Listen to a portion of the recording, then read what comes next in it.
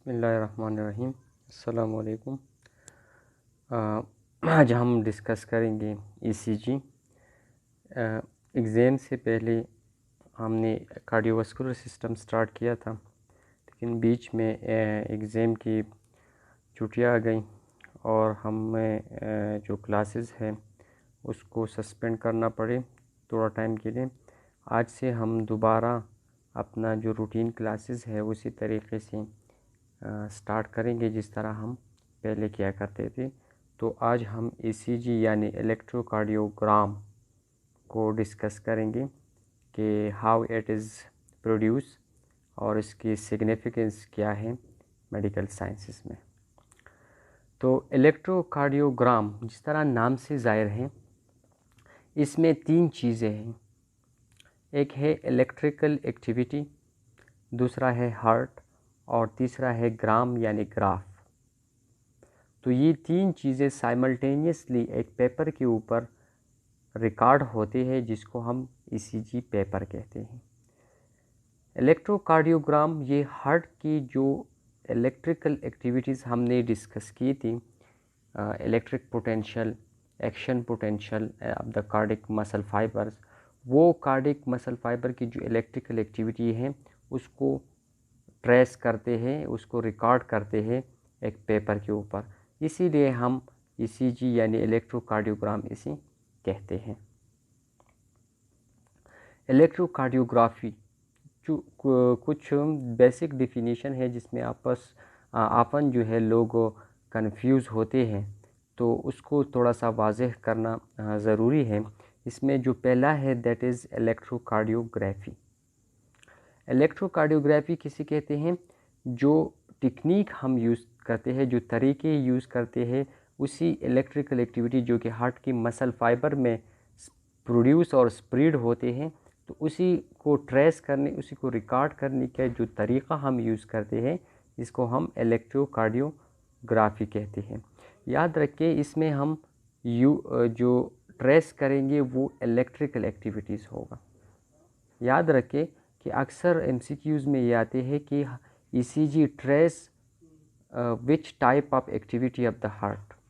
तो ये तो मैकेनिकल एक्टिविटीज़ जो हार्ट की है, यानी कंट्रैक्शन हो गया, ब्लड प्रेशर हो गया, ये चीज़ें ये ट्रेस नहीं करते, बल्कि हार्ट की जो इलेक्ट्रिकल एक्टिविटी होती है, जो करंट उसमें फ़्लो करते हैं, उसी करंट की पैटर्न्स को, उसकी जो स्पीड है और पैटर्न है और डायरेक्शन है, उसी को ट्रेस करते हैं ईसीजी। ठीक है। अब ये करंट कहाँ से आते हैं? तो हमने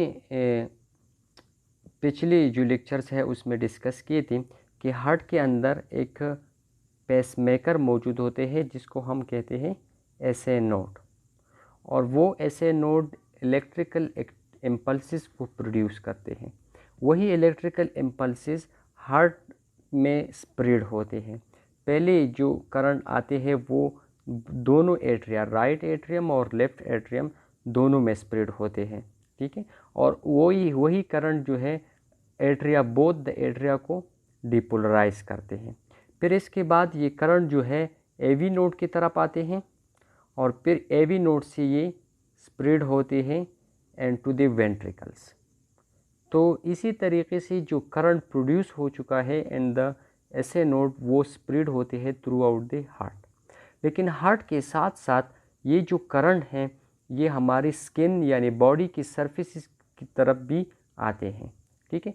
तो अगर हम बॉडी की ऊपर कुछ इस तरह की इलेक्ट्रोड्स या करंट सेंसर लगा दें कि जो करंट को सेंस कर सकता है, तो ये हमारे पास एक मशीन अगर उसके साथ हम अटैच कर ले तो उसी मशीन में ये करंट हमें नज़र आएगी।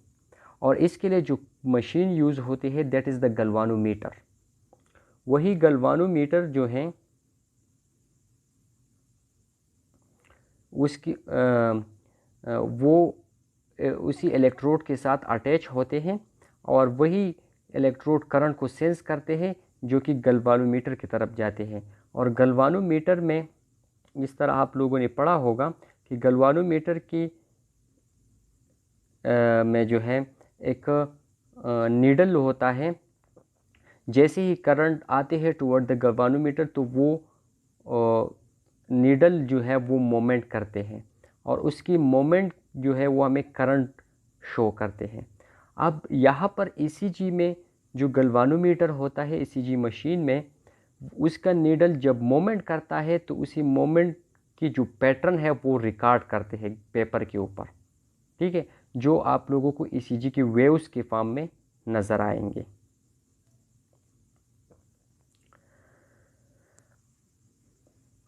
अच्छा, ये जो ईसीजी है that is discovered by the Dutch physiologist, उसका नाम था एंटोविन वेलियम, ठीक है, जिसको हम फादर ऑफ ईसीजी भी कहते हैं। तो ये टेक्निक जो इलेक्ट्रोकार्डियोग्राफी का टेक्निक है ये फर्स्ट टाइम उन्होंने डिस्कवर किया था फ्राग में, तो इसी बेस पे उसको फादर ऑफ ईसीजी भी कहा जाता है। अब दूसरा वर्ड यूज़ होते हैं इलेक्ट्रोकार्डियोग्राफ। इलेक्ट्रोकार्डियोग्राफ वो है जो इंस्ट्रूमेंट मैंने आप लोगों के साथ डिस्कस किया कि इलेक्ट्रोड के साथ कनेक्टेड होता है, उसके अंदर गैल्वेनोमीटर होता है और उसकी जो नीडल है वो मूवमेंट करते हैं, ठीक है। तो ये जो कंप्लीट सेटअप होता है इंस्ट्रूमेंट का, इस सेटअप को हम कहते हैं इलेक्ट्रोकार्डियोग्राफिक सेटअप या इलेक्ट्रोकार्डियोग्राफी हम इसको कहते हैं। जबकि जो पेपर हम इलेक्ट्रोकार्डियोग्राफ के अंदर रखते हैं जिसके ऊपर गैल्वेनोमीटर की जो नीडल मोमेंट करते हैं और उसी मोमेंट का जो पैटर्न वो रिकॉर्ड होते हैं पेपर के ऊपर, तो इस paper along with that graphs हम उसको फिर इलेक्ट्रोकार्डियोग्राम कहते हैं, ठीक है। और ये ओनली इलेक्ट्रिकल एक्टिविटी को रिकॉर्ड करेगा, मैकेनिकल को नहीं, ठीक है। इलेक्ट्रिकल एक्टिविटी कब होते हैं? जब ऐसे नोड फायरिंग करते हैं और वो फिर हार्ट में स्प्रेड आउट होते हैं। स्प्रेड आउट होने के बाद वो डिपोलराइज होते हैं और डिपोलराइजेशन के बाद फिर मैकेनिकल एक्टिविटी स्टार्ट होते हैं। Mechanical activity in a form of contraction, in a form of relaxation होते हैं, ठीक है। यहाँ पर डायग्रामेटिकली आप लोग देख सकते हैं, ये जो मशीन पड़ा हुआ है दैट इज़ इलेक्ट्रोकार्डियोग्राफ, ठीक है। और ये जो पेपर आप लोगों को नज़र आते हैं जिसके ऊपर वेव्स बना है, so that is the electrocardiogram. और जो पेशेंट की चेस्ट के ऊपर है, ठीक है, दैट इज़ द लीड्स या इलेक्ट्रोड्स है। ये वही electrical activity of the heart जो है उसको ट्रेस करते हैं on the surface of body. ECG को हम क्यों यूज़ करते हैं, इसकी सिग्निफिकेंस क्या है? तो ईसीजी की बहुत सारे सिग्निफिकेंस है, लेकिन यहाँ पर मैंने जो उसके बेसिक फंडामेंटल यूजेस है इसी को डिस्कस किया है, ठीक है। इसके थ्रू हम राही, यहाँ पर एक वर्ड यूज़ होता है RAHI, तो इसकी से हम मालूम कर सकते हैं कि वो बेसिक्स क्या है जो ईसीजी के थ्रू हम फाइंड आउट करते हैं। आर का मतलब है रेट एंड रिदम, यानी इससे हम हार्ट रेट मालूम करते हैं और हार्ट का रिदम मालूम करते हैं कि हार्ट एक मिनट में कितनी बार बीट करता है और किस रिदम के साथ है। रिदम का मतलब ये है कि एक कंट्रैक्शन कितने टाइम में होता है, दूसरा कंट्रैक्शन फिर कितने टाइम में, एंड सो ऑन। एक मिनट में जो नंबर ऑफ कंट्रैक्शन होते हैं वो किस रिदम के साथ होते हैं, वो रैपिडली होता है उसका ड्यूरेशन कम है, या वो स्लोली होता है उसका ड्यूरेशन ज़्यादा है। तो that is called rhythm of the heart. A का मतलब है एबनॉर्मल हार्ट कंडक्शन। अगर कोई भी लीजन या डिजीज़ की वजह से रिदम ऑफ द हार्ट जो है वो डिस्टर्ब हो चुका है, तो रिदम ऑफ द हार्ट जब डिस्टर्ब होता है तो इसको हम कहते हैं एरिथमिया। एरिथमिया, तो एरिथमिया को ये ट्रेस करेंगे क्योंकि जो नॉर्मल पैटर्न है उससे एरिथमिया में वो पैटर्न चेंज हो चुका होता है, ठीक है, तो वो हमें एबनॉर्मल कंडक्शन शो करते हैं। एच का मतलब है hypertrophy of the heart chamber. Hypertrophy कहते हैं increase in the size of a cell.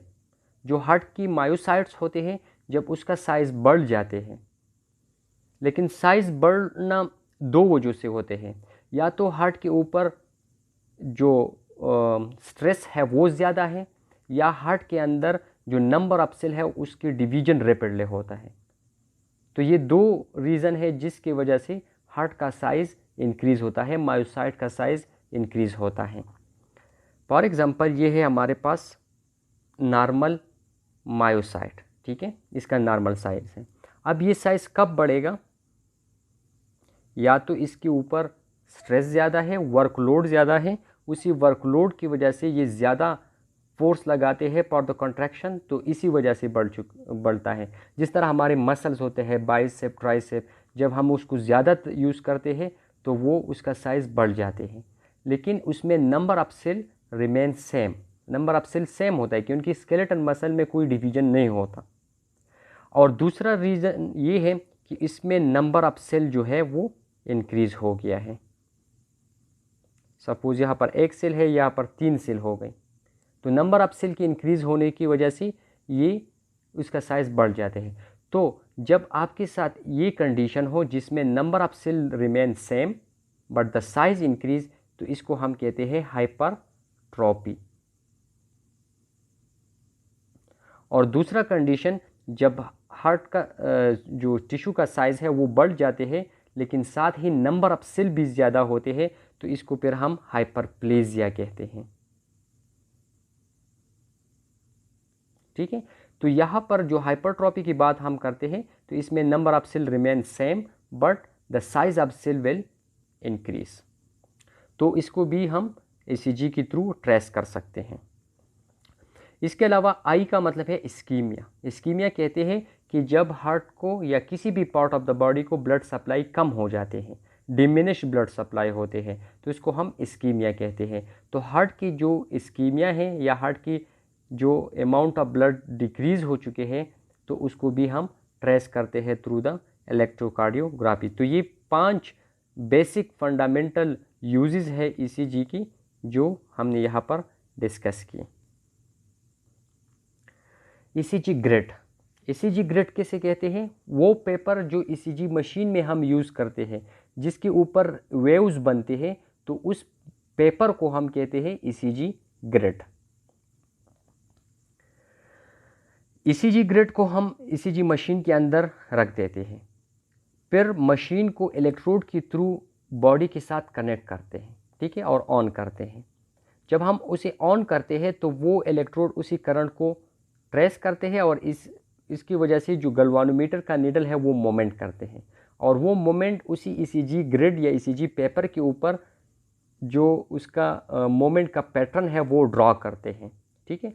और ये जो पेपर है ये मूव करते हैं कंटिन्यूसली, ये मोमेंट पे होते हैं, ठीक है।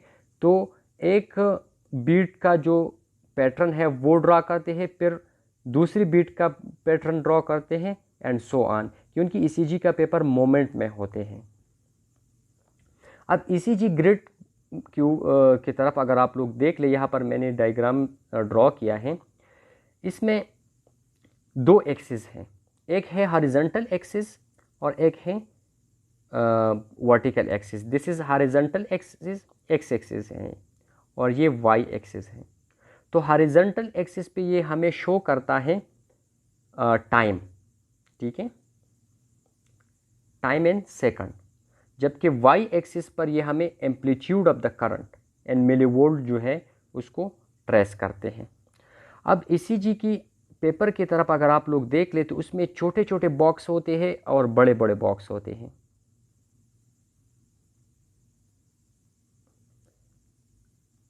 एक बड़े बॉक्स में हमारे पास इस तरह के 5 स्क्वायर्स बने होते हैं, ठीक है। दिस इज़ 1 स्मॉल बॉक्स, ठीक है, 1 2 1 2 3 4 5, और 5 स्मॉल बॉक्स के बाद एक थिक लाइन आता है, ठीक है। फिर इसके बाद छोटे स्मॉल बॉक्स जो है वो स्टार्ट होते हैं, फिर 5 के बाद एक थिक लाइन आते हैं। इस तरह एक्स एक्सिस पे भी और वाई एक्सिस पे भी ये होते हैं। तो ये जो थिक लाइंस होते हैं ये हमें लार्ज बॉक्स जो है वो शो करते हैं, जबकि इसके अंदर छोटे छोटे स्मॉल बॉक्स होते हैं। तो एक स्मॉल बॉक्स के अंदर का जो एक्स एक्सिस होता है यहाँ पर, दिस इज स्मॉल बॉक्स, ठीक है। तो इसका एक्स एक्सिस हमें शो करता है टाइम, जबकि इसका वाई एक्सिस यानी जो हाइट है वो हमें शो करता है amplitude of the current and millivolt, ठीक है। तो एक्स एक्सिस पे 1 मिलीमीटर जो है ये स्मॉल बॉक्स का लेंथ है, जबकि इसका हाइट जो है वो भी 1 मिलीमीटर है। ठीक है, ये अगर मैं स्मॉल बॉक्स ड्रॉ कर लूँ तो इसका लेंथ, ये वाला लेंथ जो एक्सिस पे है ये भी 1 मिलीमीटर होता है, जब ये वाई एक्सिस पर जो इसका हाइट है that is also equal to 1 millimetre. तो वाई एक्सिस पे मैंने बता दिया कि वहाँ पर ये हमें एम्पलीट्यूड शो करता है। तो 1 मिलीमीटर यानी 1 small box is equal to 0.1 millivolt, जबकि वाई एक्स एक्सिस पे ये हमें क्या शो करता है, टाइम। तो 1 मिलीमीटर यानी 1 small box will equal to 0.02 second. ठीक है, तो 1 स्मॉल बॉक्स आपको 0.02 सेकंड का टाइम शो करता है और इसका हाइट जो है 0.1 मिलीवोल्ट करंट जो है वो शो करता है। तो अब मैंने बता दिया कि 1 large box is equal to 5 small box. ठीक हो गया, 1 मिलीमीटर यानी 1 small box is equal to 0.02 second, जबकि एक लार्ज बॉक्स में हमारे पास 5 होते हैं छोटे छोटे बॉक्स। तो इसको 5 के साथ मल्टीप्लाई कर ले, so that will be equal to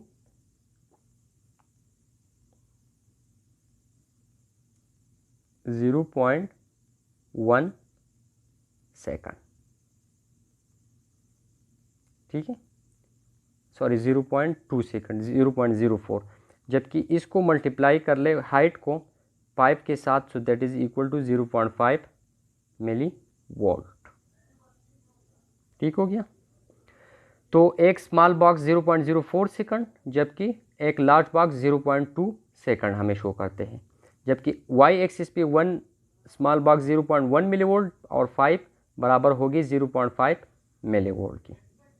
ECG का जो पेपर मैंने आपको उसकी स्पीड बता दिया कि वो मोमेंट करते हैं इनसाइड द मशीन। ठीक है, तो इसका मोमेंट का स्पीड कितना होगा, 25 मिलीमीटर पर सेकंड, यानी एक सेकंड में 25 स्मॉल बॉक्सेस जो है वो ईसीजी पेपर से पास आउट होते हैं। लेकिन अगर आपके साथ हार्ट रेट बहुत ज़्यादा हो तो वो इसको फिर ट्रेस नहीं कर पाते, तो फिर speed will be double, 50 millimetre पर सेकंड। अब लीड्स की तरफ आते हैं जो हम बॉडी के ऊपर रखते हैं ताकि वो करंट को ट्रेस करें।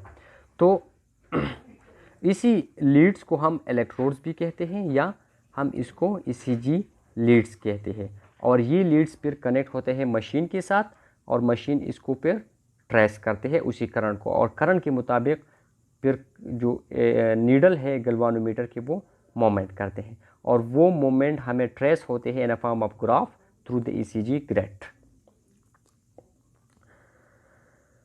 अब ये जो इलेक्ट्रोड्स हैं ये तो हम या चेस्ट के ऊपर रखेंगे या लिम्स के ऊपर, अपर लिम्ब और लोअर लिम्ब के ऊपर रखते हैं, तो इससे हमारे पास एक ट्राइंगल बनते हैं। अगर हम इसको लिम्स के ऊपर रखते हैं, एक राइट लिम्ब पे, दूसरा लेफ्ट लिम्ब पे और तीसरा लेफ्ट लेग पे, तो ये हमारे पास इस तरह के एक ट्राइंगल बनाते हैं जो कि इक्विलेटरल होगा। इक्विलेटरल का मतलब है कि उसके तमाम साइड्स जो है वो इक्वल इन डिस्टेंस होगी।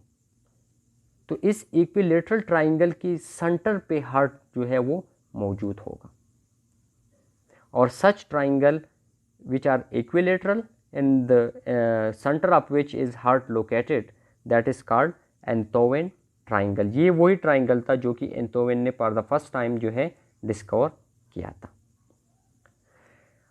अब ईसीजी को ट्रेस करने के लिए जो लीड्स हम यूज़ करते हैं उसका नंबर है 12 डिफरेंट लीड्स होते हैं जो कि हम रखते हैं।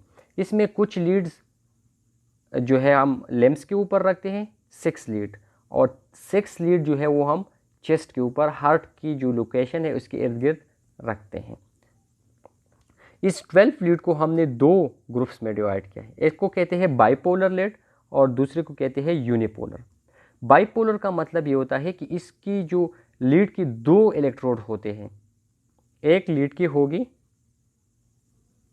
2 इलेक्ट्रोड्स, एक होगा हमारे पास पॉजिटिव इलेक्ट्रोड और दूसरा होगा नेगेटिव इलेक्ट्रोड।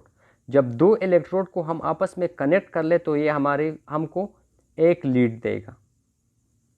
ठीक है। तो इसलिए हम इसको बाइपोलर लीड कहते हैं, क्योंकि इसकी जो दोनों लीड है वो एक्टिव होगी, एक पॉजिटिव एक नेगेटिव, लेकिन दोनों एक्टिव लीड होगी। जबकि यूनिपोलर में भी दो लीड्स होंगी, इलेक्ट्रोड्स होंगे, लेकिन इसमें एक इलेक्ट्रोड जो है वो जो पॉजिटिव इलेक्ट्रोड है वो हमारे पास एक्टिव होगा, जबकि जो दूसरा लीड है जिसको हम नेगेटिव कंसिडर करेंगे, that is called indifferent lead, ठीक है, वो एज अ अर्थ काम करेगा। तो पहले आते हैं टुवर्ड द बाइपोलर लीड, ठीक है, इसको हम स्टैंडर्ड लैम्प लीड कहते हैं। इसमें हम एक लीड किस तरह ऑब्टेन करेंगे, जिस तरह मैंने बता दिया कि दो लैम्प इलेक्ट्रोड को कनेक्ट करेंगे, जिससे हमें एक लीड जो है वो अचीव होगा, ठीक है। और दोनों इलेक्ट्रोड क्या होगी, एक्टिव होंगे, एक पॉजिटिव एक नेगेटिव, लेकिन दोनों एक्टिव इलेक्ट्रोड होंगे। Lamp lead 1, 2 and 3। लीड 1 किस तरह अचीव करेंगे, bye connecting right arm and left arm. यहाँ पर आप लोग डायग्रामेटिकली देख सकते हैं, दिस इज लैम्प लीड 1। इसका पॉजिटिव इलेक्ट्रोड लेफ्ट आर्म पे है, जबकि नेगेटिव इलेक्ट्रोड जो है वो राइट आर्म पे है। दोनों को हमने कनेक्ट किया तो हमें लीड 1 अचीव हो गया। अब लीड 2 की तरफ आते हैं, तो लीड 2 का पॉजिटिव इलेक्ट्रोड होगा लेफ्ट लेग पे, जबकि नेगेटिव होगा राइट आर्म पे। So both the electrode when connected we will achieve lead 2। और लीड 3 जो है उसका पॉजिटिव लेफ्ट आर्म पे होगा, सॉरी नेगेटिव लेफ्ट आर्म पे होगा और पॉजिटिव लेफ्ट लेग पे होगा। तो ये हमारे पास लीड 3 बनेगा, ठीक है। तो ये हमारे पास क्या है, स्टैंडर्ड लैम्प लीड है या बाइपोलर लैम्प लीड है, जिसका दोनों लीड एक्टिव होगा, एक पॉजिटिव दूसरा नेगेटिव, लेकिन एक्टिव होगा। यूनिपोलर लीड दो किस्म के हैं, एक है लैम्प लीड जिसको हम ऑगमेंटेड लीड कहते हैं, और दूसरा है चेस्ट लीड जिसको हम वी लीड या प्रिकार्डियल लीड भी कहते हैं, ठीक है। तो यहाँ पर भी हम जब दो इलेक्ट्रोड या तीन इलेक्ट्रोड को कनेक्ट करेंगे तो इससे हमारे पास एक लीड अचीव होगा, लेकिन एक लीड अचीवमेंट में एक हमारे पास होगा एक्टिव इलेक्ट्रोड, जबकि दूसरा या जो बाकी रह जाते हैं that will be indifferent. Indifferent का मतलब ये है कि that is consider as earth, ठीक है, और उस अर्थ को हम नेगेटिव कंसिडर करेंगे, जबकि एक्टिव जो है वो पॉजिटिव होगा हमेशा। तो पहले टाइप की तरफ आते हैं, that is unipolar lamp lead, या इसको हम ऑगमेंटेड लीड कहते हैं। इसमें तीन लीड्स हैं, एक है AVR, AVL और AVF। AVR हम किस तरह अचीव करेंगे, जब हम राइट आर्म को, suppose this is right arm,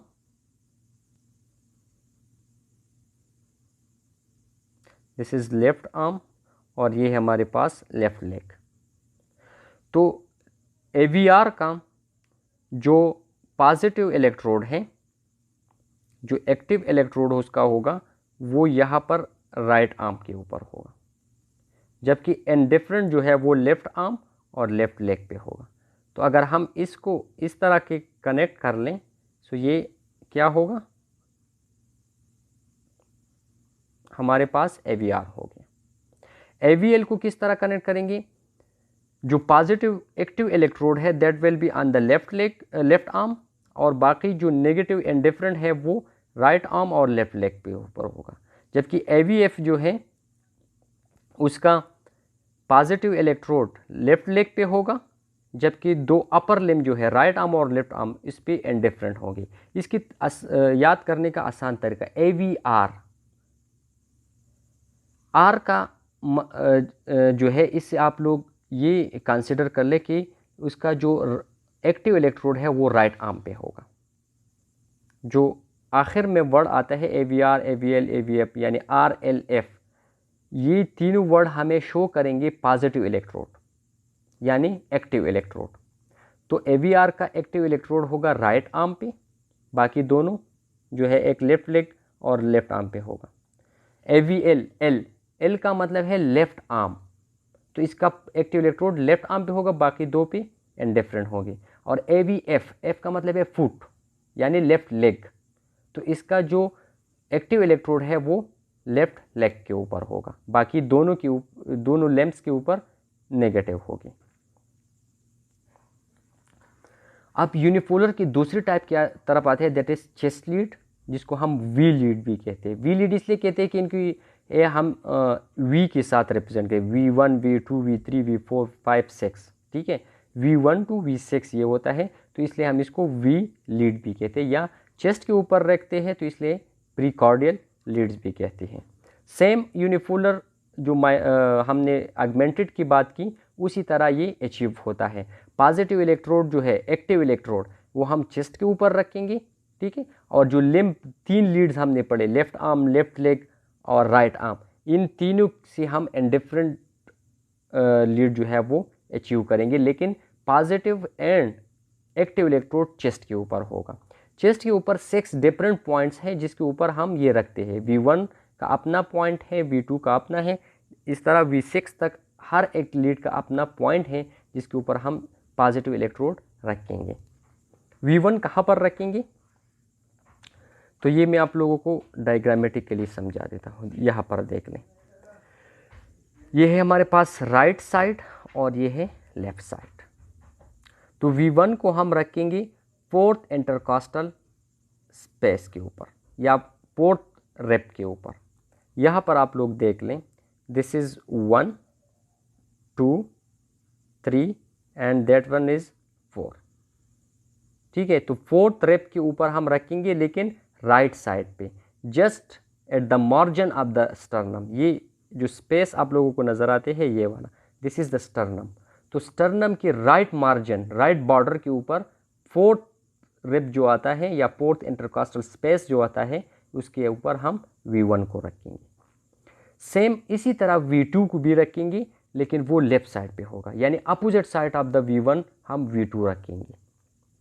V3 को छोड़ते हैं, V4 की तरफ आते हैं। तो V4 जो है ये अगेन हम रखेंगे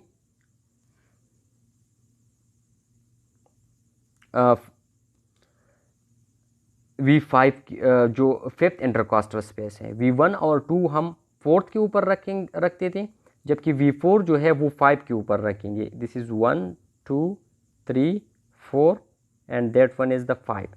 तो 5 के ऊपर हम क्या जो है V4 को रखेंगे, लेकिन इसका लोकेशन डिफरेंट होगा। एक तो लेफ्ट साइड होगा, लेकिन मार्जिन ऑफ द स्टर्नम के ऊपर नहीं रखेंगे। ये हमारे पास क्लेविकल, ठीक है। तो क्लेविकल का जो मिड लाइन है, इसको हम कहते हैं मिड क्लेविकुलर लाइन। तो इसी मिड क्लेविकुलर लाइन के ऊपर हम रखेंगे 5th इंटरकॉस्टल स्पेस पे लेफ्ट साइड, ठीक हो गया। V3 की तरफ अब आते हैं। तो V3 और जो है ये हम V2 और V4 की एग्जैक्ट दरमियान में रखेंगे। फॉर एग्जांपल, ये है हमारे पास पॉइंट ऑफ V2 जो कि लेफ्ट साइड पे 4th इंटरकॉस्टल स्पेस पे है, ठीक है, स्टर्नम की बॉर्डर की, ये स्टर्नम है, ठीक है, और ये हमारे पास हो गया 4th इंटरकॉस्टल स्पेस। तो इसकी लेफ्ट बॉर्डर पे हम रखेंगे। V4 हम कहाँ पर रखते हैं, मिड क्लेविकुलर लाइन के ऊपर, लेकिन 5th पे। अब इससे एक लाइन यहाँ पर ड्रॉ कर लें जो कि कनेक्ट करेंगी V4 के साथ, ठीक है। ये हमारे पास एक, हमने दोनों को कनेक्ट कर दिया, इस साइड पे भी कनेक्ट कर लें, ठीक है। अब इन दोनों को आपस में मिला दें और इन दोनों को भी आपस में मिला दें। तो जिस पॉइंट पे ये एक दूसरे को इंटरसेक्ट करेंगे, तो इस पॉइंट पे हम क्या रखेंगे, V3, ठीक है। तो ये एग्जैक्ट लोकेशन है between the V4 and V2। अब V5 की तरफ आते हैं। तो V5 भी 5th इंटरकॉस्टल स्पेस पे होगा, लेकिन लोकेशन डिफरेंट होगा। लेफ्ट साइड भी होगा, 5th इंटरकॉस्टल स्पेस भी होगा, लेकिन लोकेशन होगा एंटीरियर एक्सिलरी लाइन। जो एक्सिला होता है हमारे पास, ठीक है, ये एक्सिला है। तो एक्सिला की 3 रीजन है, दैट इज़ द एंटीरियर, ठीक है, ये हमारे पास एंटीरियर हो गया। ये जो दरमियान में स्पेस है, दिस इज़ द मिडल, और ये जो पीछे की तरफ है, that is the posterior border. तो फिफ्थ V5 जो है वो हम इस इंटीरियर बॉर्डर के ऊपर रखेंगे फिफ्थ इंटरकॉस्टल स्पेस पे, और V6 जो है सेम उसी तरह रखेंगे लेकिन मिड एक्सिलरी लाइन के ऊपर रखेंगे। तो ये हमारे पास लोकेशंस थी चेस्ट लीड की रखने की।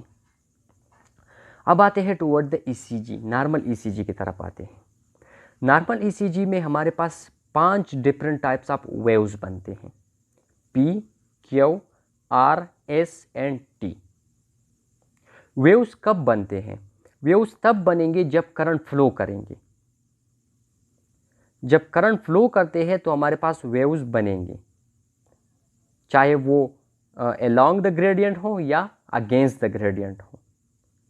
लेकिन जब करंट फ्लो नहीं करते, जस्ट मौजूद होता है, स्टैटिक कंडीशन में करंट हार्ट के अंदर मौजूद होता है, तो वो हमारे पास सेगमेंट के फॉर्म में नजर आएंगे, यानी स्ट्रेट लाइन के फॉर्म में नजर आएंगे इस तरह। ठीक है, इसको हम कहते हैं स्टैटिक लाइन।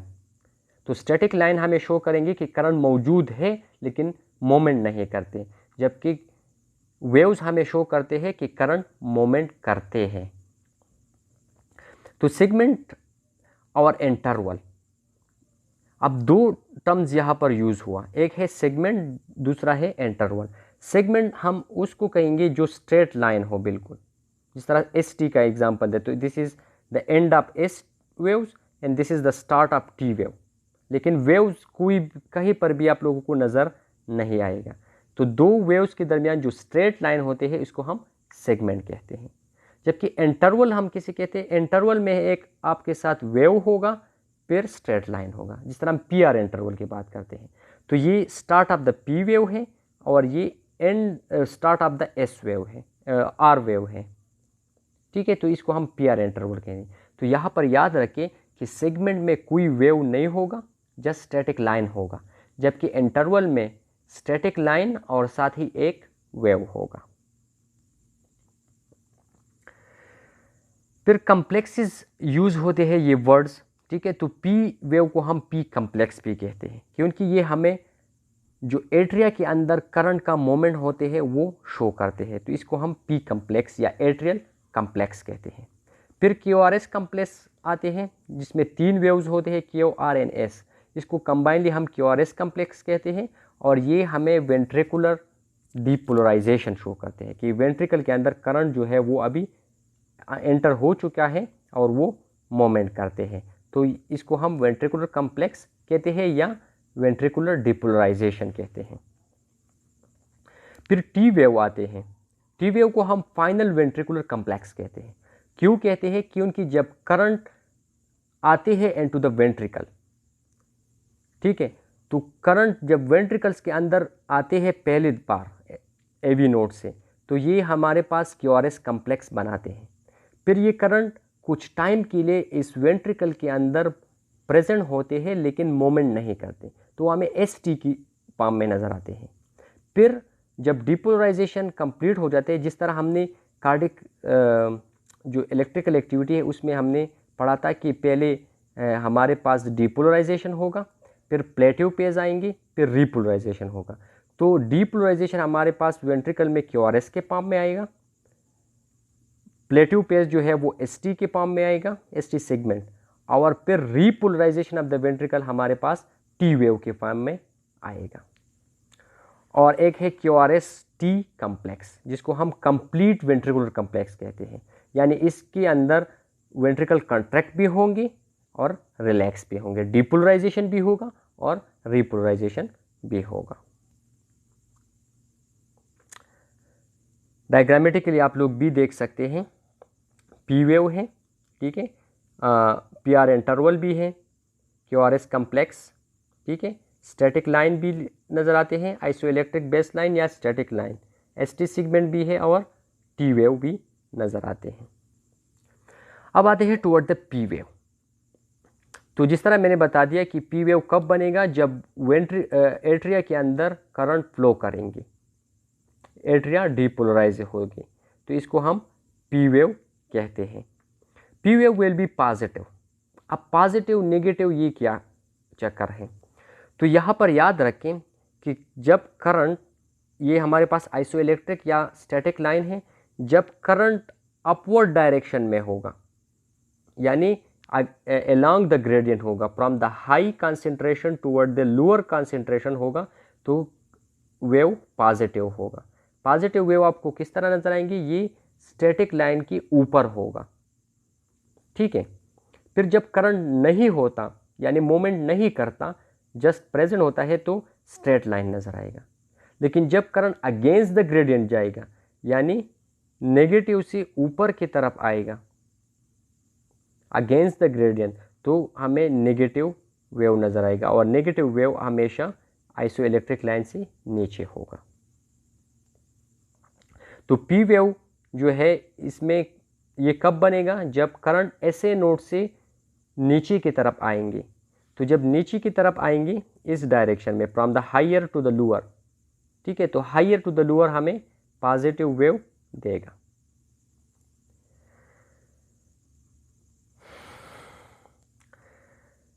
अब यहां पर एक क्वेश्चन बनता है कि जब करंट वेंट्रिकल में डिपोलराइजेशन काज करते हैं तो वो हमें पी वेव देते हैं, लेकिन जब वो करंट ख़त्म होते हैं तो फिर वो हमें किस तरह नज़र आएंगे।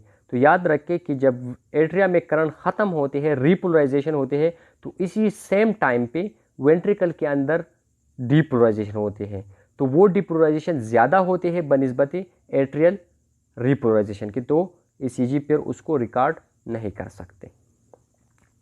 अब पी वेव का टाइम कितना होगा और उसमें करंट कितना होगा, तो यहाँ पर मैंने दिया है कि पी वेव का जो टाइम है वो 0.1 सेकंड होगा, और उसका जो एम्पलीट्यूड है दैट इज़ 0.1 to 0.12 मिलीवोल्ट। अब आप लोग ईसीजी के अंदर नॉर्मल पी वेव और एबनॉर्मल पी वेव को किस तरह फाइंड आउट करेंगे, इस टाइम और एम्पलीट्यूड से। टाइम है 0.1 सेकंड, तो 0.1 सेकंड कितने स्मॉल बॉक्स के बराबर है, हमने डिस्कस किया था कि 0.04 सेकंड जो है वो 1 स्मॉल बॉक्स के बराबर है। अब यहाँ पर आपके साथ है 0.1 मिलीवोल्ट, तो जब हम 0.04 को 2 से मल्टीप्लाई कर लें तो that will be equal to 0.08 second, ठीक है, और साथ ही 0.02 इसके साथ हम प्लस कर लें तो that will equal to 0.1 second. तो इसका मतलब ये है कि 2 कंप्लीट स्मॉल बॉक्स और 1 हाफ स्मॉल बॉक्स, यानी 2.5 मिलीमीटर डिस्टेंस ये कवर करता है एट एक्स एक्सिस पे, और एक्स एक्सिस पे हमें टाइम नज़र आते हैं। तो यहाँ पर आप लोग देख भी सकते हैं कि यहाँ इस पॉइंट से पी वेव स्टार्ट हो गया है, ये हो गया आपके साथ 1 स्मॉल बॉक्स, ये हो गया दूसरा स्मॉल बॉक्स, और तीसरी स्मॉल बॉक्स का हाफ हिस्सा इन्होंने ऑक्युपाई किया है। तो at well 0.1 second will equal to 2.5 small box, ये इसका नॉर्मल टाइम होगा। जब हम इसकी एम्पलीट्यूड की तरफ आते हैं तो डेट इज़ 0.1 to 0.12 मिलीवोल्ट। तो सिंपल सी बात है, 0.1 millivolt is equal to 1 small box, यानी 1 मिलीमीटर, और बाज़ कंडीशन में ये थोड़ा सा ऊपर होते हैं जिस तरह आप लोग देख सकते हैं। अब पी वेव को हम क्यों फाइंड आउट करते हैं, इसकी नॉर्मल ड्यूरेशन आप लोगों ने सीख ली कि इसकी नॉर्मल ड्यूरेशन, नॉर्मल एम्पलीट्यूड कितना है। अगर इससे ये डिफरेंट आता है तो फिर ये हमें एबनॉर्मलिटी शो करेंगे, ठीक है। तो इसकी एबनॉर्मलिटी कौन कौन से होंगी और किस तरह हमें वो ईसीजी के ऊपर नज़र आएंगे। तो जब राइट एट्रियल हाइपरट्रॉपी हो, हाइपरट्रॉपी आप लोगों ने भी सीख लिया कि हाइपरट्रॉपी किसे कहते हैं। तो जब राइट एट्रियम की हाइपरट्रॉपी हो तो इसमें पी वेव टाल होगा, नॉर्मल ड्यूरेशन उसका है 0.1 to 0.212 सेकंड, 0.1 से लेकर 0.12 मिलीवोल्ट इसकी नॉर्मल हाइट है। लेकिन जब ये हाइट 2.5 या उससे ज़्यादा हो जाते हैं तो ये हमें राइट एट्रियल हाइपरट्रॉपी शो करेंगे। अब लेफ्ट एट्रियल हाइपरट्रॉपी किस तरह आप लोग को नज़र आएंगी, तो इसमें एक तो पी वेव टाल होगा, 2.5 से उसका हाइट ज़्यादा होगा, जबकि दूसरी तरफ ये एम शेप होगा। नॉर्मली पी वेव इस तरह होता है, लेकिन लेफ्ट एट्रियल हाइपरट्रॉफी में फिर ये एम शेप होगा, इस तरह बनेगी। तो जब ये टाल होगा, दूसरी तरफ ये एम शेप होगा, तो ये हमें लेफ्ट एट्रियल हाइपरट्रॉफी शो करेंगे। तीसरा है एट्रियल एक्स्ट्रासिस्टोल। एट्रियल एक्स्ट्रासिस्टोल का मतलब ये है कि एक तो नॉर्मल सिस्टोल होता है, एट्रियल कंट्रैक्ट होता है, लेकिन एक एडिशनल जब ये कंट्रैक्ट होता है अपनी नॉर्मल ड्यूरेशन के बाद फिर भी ये एक एबनॉर्मल बीट लेता है, तो इसको हम एक्स्ट्रासिस्टोल कहते हैं। तो इसमें पी वेव स्मॉल होगा एंड शेपलेस होगा, इस तरह के नज़र आएंगे, इस तरह नज़र आएंगे। That is the atrial extrasystole. Hyperkalaemia, जब पोटाशियम का लेवल हाई हो जाता है तो इस कंडीशन में या तो पी वेव एब्सेंट होगा या स्मॉल होगा।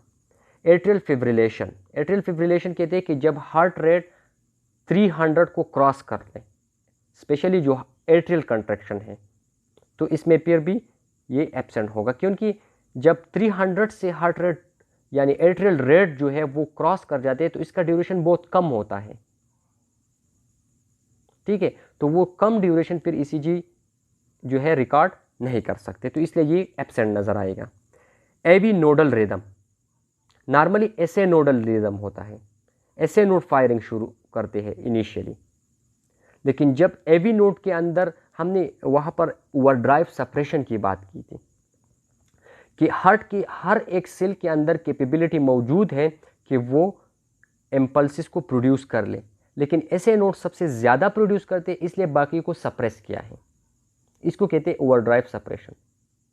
लेकिन जब ओवरड्राइव सप्रेशन ख़त्म हो जाते हैं और एवी नोड खुद ब खुद अपनी तरफ से भी इम्पल्सिस प्रोड्यूस करना स्टार्ट कर देते हैं, तो इसको हम कहते हैं एवी नोडल रिदम। तो फिर एवी नोडल रिदम में फिर पी वेव एब्सेंट होगा। या ऐसे नोड ब्लॉक है, ऐसे नोड के अंदर कैपेबिलिटी मौजूद है फायरिंग की, लेकिन वो ब्लॉक हो चुके, बाहर नहीं निकल पाते। तो जब बाहर नहीं निकल पाते, एट्रिया में स्प्रीड नहीं होती, तो पी वेव प्रोड्यूस नहीं होगा। तो ये हमारे पास सिग्निफिकेंस है पी वेव की कि जब एबनॉर्मेलिटी आती है तो पी वेव हमें किस तरह नज़र आएंगे। अब क्यू आर एस कम्प्लेक्स की तरफ आते हैं, तो जिस तरह मैंने बता दिया कि इसमें 3 वेव्स है क्यू आर एन एस, ठीक है, और ये हमें वेंट्रिकल के अंदर जो मोमेंट ऑफ द करंट होते हैं ये शो करते हैं। इसमें जो 3 वेव्स है इसकी थोड़ा सा मॉर्फोलॉजी को डिस्कस कर लेते हैं कि इसमें क्यू वेव नेगेटिव होगा। नेगेटिव का मतलब ये है कि ये स्ट्रेट लाइन से नीचे की तरफ होगा, ठीक है, this is the Q wave. फिर आते हैं toward the R wave. R wave will be positive and tall, इस तरह ऊपर होगा, पॉजिटिव भी होगा और टाल भी होगा। और आर वेव के बाद होगा एस वेव जो कि नेगेटिव होगा। ये हमारे पास सपोज स्ट्रेट लाइन है तो क्यू भी नेगेटिव है, एस भी नेगेटिव है, जबकि आर वेव जो है वो पॉजिटिव है। अब ये किस तरह प्रोड्यूस होंगी? क्यू वेव कब प्रोड्यूस होंगी? जब हमारे पास इंटरवेंट्रिकुलर सेप्टम का बेजल पोर्शन डिपोलराइज होता है। सपोज ये है वेंट्रिकुलर एरिया, तो दोनों वेंट्रिकल को सेपरेट किया है एक सेप्टम ने, एक पर्दे ने, जिसको हम कहते हैं इंटरवेंट्रिकुलर सेप्टम। तो जब उसका बेजल पोर्शन में करंट फ्लो करते हैं तो इसको डिनोट करेंगे ईसीजी के ऊपर in a form of Q wave, यानी इस पोर्शन में जब डिपोलराइजेशन है बेजल पोर्शन में। आर वेव कब प्रोड्यूस होगा? जब इंटरवेंट्रिकुलर की apical portion, that is the apical portion, ये वाला, ये apical portion of the basal of the septum है, जब करंट यहाँ पर होते हैं एंड द वेंट्रिकुलर मसल, इस मसल के अंदर, तो आर वेव प्रोड्यूस होंगी। एस वेव कब प्रोड्यूस होंगी? जब हमारे पास वेंट्रिकुलर मसल की बेजल पोर्शन में करंट होता है। ये आप लोग यहाँ पर डायग्रामेटिकली अच्छी तरह आप लोग भी समझ आएंगे। यहाँ पर देख लें, यह है इंटरवेंट्रिकुलर सेप्टम, ठीक है, और मसल। तो यहाँ पर this is the basal portion, ये ऊपर वाला हिस्सा, और नीचे है हमारे पास एपिकल पोर्शन। तो जब करंट यहाँ पर होते हैं तो क्यू वेव बनेगा, जब करंट इस पोर्शन में आ जाते हैं तो आर वेव बनेगी। ठीक है, क्योंकि करंट की डायरेक्शन आप लोग देख ले यहाँ पर इसकी तरफ है और यहाँ पर एस वेव में फिर ऊपर की तरफ है, नेगेटिव है, अगेंस्ट द ग्रेडियंट है। ठीक है, तो यहाँ पर फिर करंट नेगेटिव यानी एस वेव के फॉर्म में प्रोड्यूस होंगे। अब इसके ड्यूरेशन और एम्पलीट्यूड की तरफ आते हैं। तो क्यू वेव को आप लोग देख लें, क्यू वेव नेगेटिव है और इसका ड्यूरेशन है 0.1 to 0.2 मिलीवोल्ट। आप स्मॉल बॉक्स में आप लोग खुद पॉइंट आउट कर ले कि ये कितने स्मॉल बॉक्स को एक्यूपाई करेंगे। आर वेव का लेंथ जो है 1 मिलीवोल्ट है, यानी 2 लार्ज बॉक्स है, 10 स्मॉल बॉक्स और 2 लार्ज बॉक्स ऑक्यूपाई करते हैं। एस वेव 0.4 मिलीवोल्ट है और ओवरऑल इसका जो ड्यूरेशन है एक्स एक्सिस पे दैट इज 0.08 to 0.1 सेकंड, यानी 2 लार्ज बॉक्स ये ऑक्यूपाई करेंगे। क्लिनिकल सिग्निफिकेंस इसकी क्या है? जब इसका ड्यूरेशन, एम्पलीट्यूड और मॉर्फोलॉजी चेंज होते हैं तो ये हमें मुख्तलिफ डिजीज़ शो करते हैं। किस तरह डिजीज़? अगर बंडल ब्रांच ब्लॉक हो, बंडल ब्रांच क्या है यहाँ पर देख लें, ये हमारे पास एवी नोड है, फिर इससे बंडल ऑफ हेज निकलते हैं, ये जो थिक आप लोगों को नज़र आते हैं, फिर इससे 2 बंडल निकले हैं बंडल ऑफ हेज से, एक लेफ्ट बंडल ब्रांच और राइट बंडल ब्रांच। अगर इस बंडल ब्रांच में ब्लॉक आ जाते हैं, ठीक है, तो इसको हम बंडल ब्रांच ब्लॉक कहते हैं। बंडल ब्रांच ब्लॉक में क्या होगा, QRS complex prolong and deform होगा, इस तरह होंगे।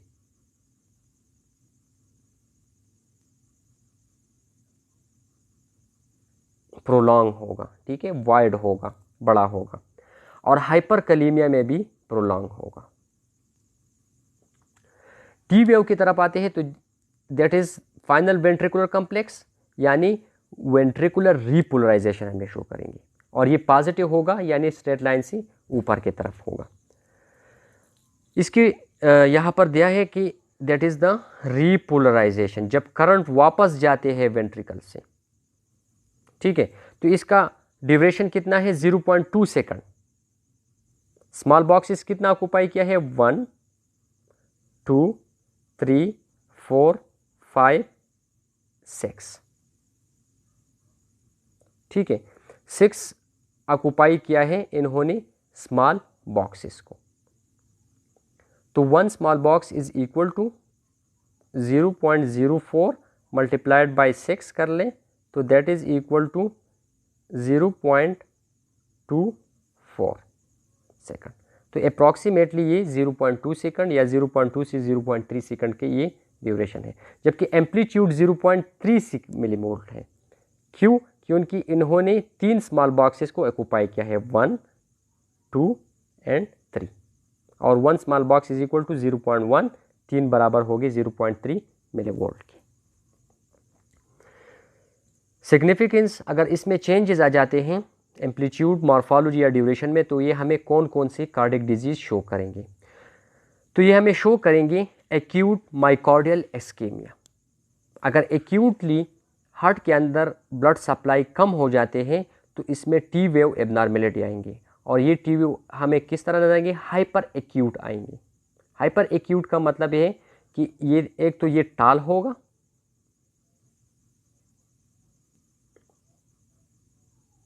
इस तरह होंगे, और ब्रॉड बेसिस होंगे, बेस उसकी ब्रॉड होंगी जबकि होगा tall. Old age, hyperventilation, anxiety, myocardial infarction, hypokalaemia and left ventricular hypertrophy, in condition में ये स्मॉल, फ्लैट और या इन्वर्टेड होगा, छोटा होगा और फ्लैट होगा इस तरह, या ये इन्वर्ट आएंगे। इन्वर्ट का मतलब है कि बेस लाइन की नीचे आएंगे इन कंडीशन में। जबकि हाइपरकलीमिया में फिर ये टाल एंड टेंटेड होगा। टाल एंड टेंटेड का मतलब क्या है कि एक तो टाल होगा और दूसरा टेंट की तरह होगा, यानी हाइपर एक्यूट नहीं होगा। तो इन कंडीशन हमें टी वेव में अगर ये एबनॉर्मलिटी आ जाती है तो ये कार्डियक डिजीज़ जो में हमने डिस्कस की ये शो करेंगे। You wave, you wave this is abnormal wave. Normal ECG के ऊपर आप लोग देखेंगे तो इसमें यू वेव नज़र नहीं आएंगे, ठीक है। लेकिन कुछ कंडीशन इस तरह हैं लाइक हाइपरकैल्सीमिया, थायरोटॉक्सिकोसिस या हाइपोकैलीमिया। कैल्शियम का लेवल हाई है, पोटाशियम का लेवल लो है, या थायराइड डिजीज़ है जिसमें थायरॉक्सिन और ट्राईआयोडोथायोनिन ज़्यादा सिक्रेट होते हैं, तो इस कंडीशन में ये अपीयर होगा। और ये याद रखें, एमसीक्यूज़ में अक्सर आते हैं कि it show papillary muscle contraction. Papillary muscle क्या है?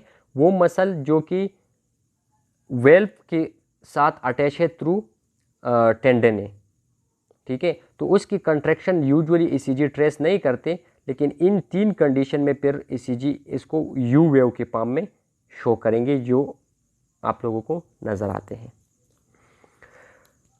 अगर यू वेव नज़र आ गया तो इसका मतलब है कि हाइपरकैल्सीमिया है, हाइपोकैलीमिया है या थायरोटॉक्सिकोसिस है। लेकिन अगर यू वेव आपके साथ इन्वर्टेड नज़र आ गया, इस तरह नज़र आए बेसलाइन से नीचे, तो that will show myocardial ischaemia. अब आते हैं टुवर्ड द इंटरवल्स।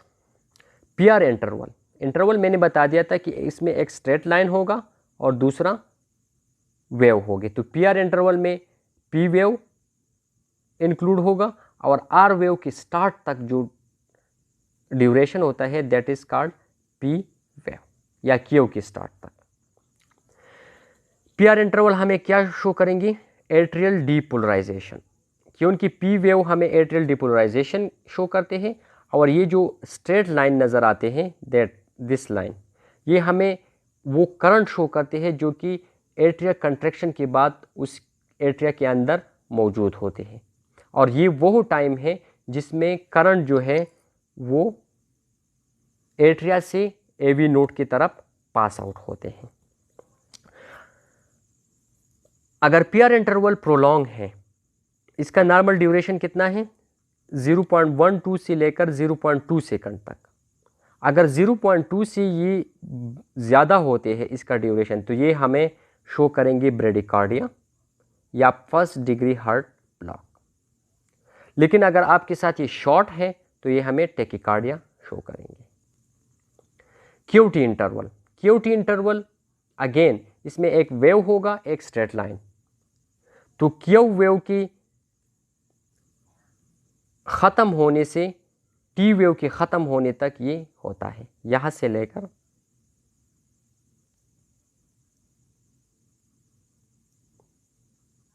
यहाँ तक। This is the QT interval. और ये हमें वेंट्रिकुलर डिपोलराइजेशन एंड यानी वेंट्रिकुलर इवेंट्स हमें शो करेंगे।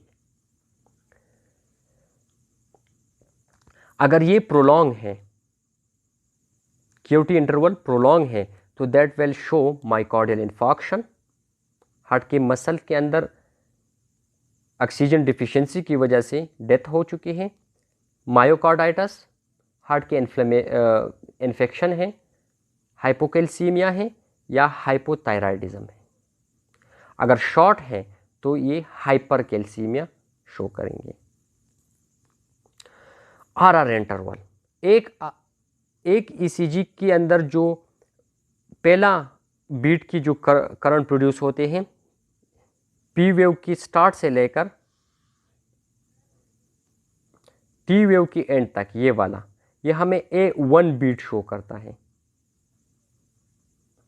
फिर दूसरी पी वेव के स्टार्ट से लेकर टी वेव के ख़त्म होने तक दूसरा बीट हमें शो करते हैं, ठीक है। तो एक बीट में हमें एक आर नज़र आएगा, दूसरी बीट में फिर दूसरा आर नज़र आएगा। तो एक बीट की आर और दूसरी बीट की आर के दरमियान जो डिस्टेंस होते हैं that is called R interval, और ये हमें कार्डियक साइकिल का ड्यूरेशन बताते हैं। आर के दरमियान जो डिस्टेंस होता है ये हमें कार्डियक साइकिल का टाइम बताते हैं। और इससे हम क्या कैलकुलेट कर सकते हैं? हार्ट रेट और हार्ट रेट वेरिएबिलिटी। किस तरह, आगे हम डिस्कस कर लेते हैं। हार्ट रेट को हम किस तरह डिस्कस करेंगे? तो एक सिंपल सी तरीक़ा है इसकी कि हम दो आर इंटरवल के दरमियान जो लार्ज बॉक्सेस होते हैं इसको हम फाइंड आउट करें। अगर दो आर इंटरवल के दरमियान एक लार्ज बॉक्स मौजूद है तो हमारे पास हार्ट रेट होगा 300। अगर दो है तो होगा 150, अगर तीन है तो 100, फोर है तो 750, 560, 650। ठीक है, तो सिंपल आप लोग दो आर के दरमियान लार्ज बॉक्स को कैलकुलेट कर ले और इसके साथ टैली कर लें तो ये आप लोगों को हार्ट रेट देगा। दूसरा तरीका ये है कि आर के दरमियान जो ड्यूरेशन आते हैं इसी ड्यूरेशन को हम आर लार्ज बॉक्स पर डिवाइड कर लें। इसके लिए तीन तरीके हैं। पहला तरीका ये है कि 6 सेकंड में आप नंबर ऑफ आर वेव को आर इंटरवल को कैलकुलेट कर लें। अब 6 सेकंड कितने के बराबर है ईसीजी के ऊपर, तो हमने डिस्कस किया था कि एक लार्ज बॉक्स बराबर है 0.2 सेकंड की, तो 30 लार्ज बॉक्सेस हमें 6 सेकंड देगा। तो 30 लार्ज बॉक्सेस के अंदर हम कैलकुलेट कर लेंगे आर इंटरवल को। इसमें जितने भी नंबर ऑफ आर वेव्स आते हैं उसको 10 से मल्टीप्लाई कर लें तो ये हमारे पास हार्ट रेट होगा। लेकिन ये तरीका थोड़ा सा मुश्किल है, तो आसान तरीका इसकी बरक्स ये है कि आप दो आर के दरमियान एक आर वेव और दूसरी आर वेव, इसके दरमियान आप स्मॉल बॉक्सेस को फाइंड आउट कर लें। सपोज यहाँ पर आप लोगों के साथ हैं 15 स्मॉल बॉक्सेस, तो उसी 15 को 1500 पे डिवाइड कर लें। तो जब आप 1500 को 15 पे डिवाइड कर लेंगे तो आपके साथ आएंगे 100, तो आप लोगों का हार्ट रेट 100 हो गया। अगर ये भी नहीं कर सकते, स्मॉल बॉक्सेस कैलकुलेट करना थोड़ा मुश्किल होता है, तो आप लार्ज बॉक्सेस को कैलकुलेट कर लें। अगर आर के दरमियान जितनी लार्ज बॉक्सेस आते हैं उसको 300 पे डिवाइड कर लें। सपोज 3 लार्ज बॉक्सेस आ गए तो 3 को 300 पे डिवाइड कर ले तो आपके साथ हार्ट रेट होगा 100। तो ये 3-4 तरीके हैं जिसके थ्रू आप लोग हार्ट रेट को कैलकुलेट कर सकते हैं। अब आते हैं हार्ट रेट वेरिएबिलिटी को। हार्ट रेट वेरिएबिलिटी क्या है कि एक बीट और दूसरी बीट में जो डिफरेंस आता है, एक बीट का ड्यूरेशन ज़्यादा है दूसरे का कम है, या एक का कम है दूसरे का ज़्यादा है, तो इसको हम कहते हैं हार्ट रेट वेरिएबिलिटी, कि हर एक बीट जो है हार्ट का वो डिफरेंट होता है। और ये कंडीशन कब डेवलप होता है, ये नॉर्मली जब हम ब्रीथिंग करते हैं, रिस्पायरेशन करते हैं, तो इसी दौरान ये beat to beat variability produce होता है। तो इसीलिए सच टाइप ऑफ एरिथमिया, क्योंकि इसमें भी रिदम लॉस होते हैं बीट टू बीट में, तो इसको हम कहते हैं रिस्पायरेटरी साइनस एरिथमिया, और ये ड्यूरिंग द इंस्पायरेटरी फेज जो है प्रोड्यूस होगा। एक्सपायरेशन में नहीं बल्कि इंस्पायरेटरी फेज में प्रोड्यूस होगा, क्योंकि इंस्पायरेशन के दौरान जब लंग्स जो है एक्सपेंड होते हैं तो एक्सपेंशन ऑफ द लंग्स की वजह से हार्ट के ऊपर प्रेशर आते हैं। ठीक है, तो प्रेशर आने की वजह से जो हार्ट रेट है वो ज़्यादा हो जाती है, क्योंकि उसको एक एक्स्ट्रा स्टिमुलस मुहैया होते हैं। तो एक्स्ट्रा स्टिमुलस की वजह से उसमें करंट जो है वो रैपिडली फ्लो करता है। ठीक है, तो उस रैपिड फ्लो की वजह से हार्ट रेट ज़्यादा हो जाते हैं और आर इंटरवल कम होते हैं। ठीक है, क्योंकि heart rate is inversely proportional to R interval. जबकि एक्सपायरेशन में फिर लंग्स जो है वापस अपने नॉर्मल पोजीशन पे आते हैं, तो हार्ट के ऊपर जो एक्स्ट्रा स्टिमुलस आया था वो ख़त्म हो जाते हैं, तो आर इंटरवल अगेन इंक्रीज। लेकिन अगर आपके साथ हार्ट रेट वेरिएबिलिटी कम होते हैं, बहुत ज़्यादा कम होते हैं, नॉर्मल से ज़्यादा होते हैं, तो ये हमें फिर डिजीज़ शो करेंगे। कौन कौन सी disease? Like hypertension, diabetes mellitus और साइकोट्रिक प्रॉब्लम हमें शो करते हैं, फिजियोलॉजिकल से हट के। अब लास्ट सेगमेंट की तरफ आते हैं, that is the ST segment and the most important segment. Segment मैंने बता दिया था कि ये आइसोइलेक्ट्रिक लाइन होता है, स्टैटिक लाइन होता है, जिसमें कोई इंटरवल नहीं, कोई वेव प्रेजेंट नहीं होगा। यहाँ पर आप लोग डायग्राम में देख सकते हैं, यहाँ से लेकर इस पॉइंट तक दिस इज एसटी सेगमेंट, इसमें कोई वेव मौजूद नहीं है। अब जिस पॉइंट से एसटी सेगमेंट स्टार्ट होते हैं उसको हम जे पॉइंट कहते हैं, this is the J point, ठीक है, जिससे ये स्टार्ट होते हैं।